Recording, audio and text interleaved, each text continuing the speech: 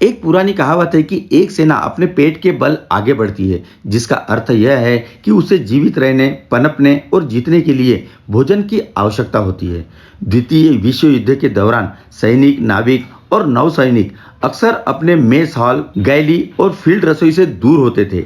इसलिए उन्हें जीवित रहने के लिए पहले से पैक किए गए भोजन के भारी बक्से को ढोना पड़ता था। उनके द्वारा लिए गए राशन को सी राशन के रूप में जाना जाता था, लेकिन अक्सर उन्हें सी रैट्स के रूप में भी जाना जाता था। सी रैट्स को 1938 में आरक्षित राशन के प्रस्तावित के रूप में विकसित किया गया, जिसमें प्रथम विश्व युद्ध के दौरान सैनिकों को सहारा दिया था और इसमें मुख्य रूप में डिब्बाबंद कॉर्न बीफ या बेकन और हार्ड टैक बिस्कुट के डिब्बे, साथ ही ग्राउंड कॉफी, चीनी, नमक और तंबाकू शामिल थे। शिकागो में quarter master subsistence research and development laboratory के शोधकर्ता ऐसे खाद्य उत्पादों को डिजाइन करने के लिए काम पर गए जिन्हें लंबे समय तक रखा जा सकता था और आरक्षित राशन की तुलना में अधिक स्वादिष्ट और पौष्टिक भी थे।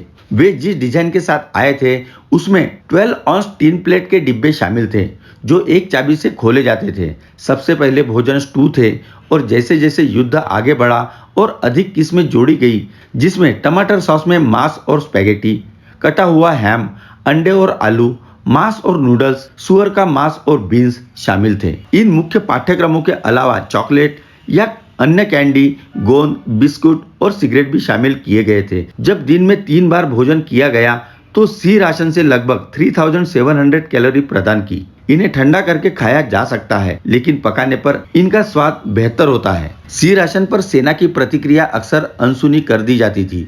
2 अन्य शिकायतें यह भी थी कि भोजन का चयन नीरस था और पैदल युद्ध में ले जाने के लिए भोजन भारी था। 1958 में सी राशन को मिल कॉम्बैट इंडिविजुअल राशन से बदल दिया गया। सामग्री लगभग सी राशन के समान थी, इसीलिए उन्हें 1980 के दशक की शुरुआत तक सी रैट्स कहा जाता रहा, जब मिल रेडी टू ईट ने उनकी जगह ले ली। एमआरई डिब्बे के बजाय पैकेज में आए, इसलिए वे सी राशन की तुलना में बहुत हल्के थे। सी राशन के अलावा द्वितीय विश्व युद्ध के दौरान के राशन भी जारी किए गए थे, लेकिन अधिक सीमित संख्या में। इन्हें छोटी अवधि के मिशनों के लिए वितरित किया गया था, जैसे हवाई अभियानों में भाग लेने वाले पैराट्रूपर्स। के राशन सी राशन की तुलना में हल्का था और दिन में 3 बार भोजन करने से केवल 2830 कैलोरी प्राप्त होती थी। सैनिकों ने स्वाद और कैलोरी की कमी के बारे में शिकायत की और इसलिए उद्यमी नेताओं को अक्सर चावल, ब्रेड और सी राशन जैसे पूरक मिलते थे। द्वितीय विश्व युद्ध के अंत में